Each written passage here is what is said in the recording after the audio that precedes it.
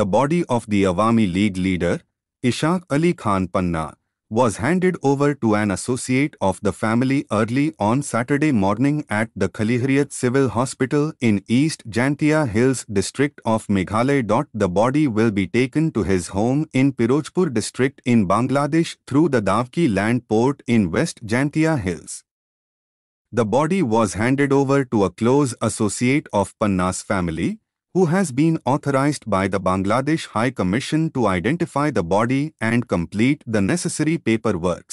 Early morning at around 5 a.m. by the officials of Eastern Jantia Hills district. His body was immediately taken to the Davki, Tamil integrated check post amid tight security cover.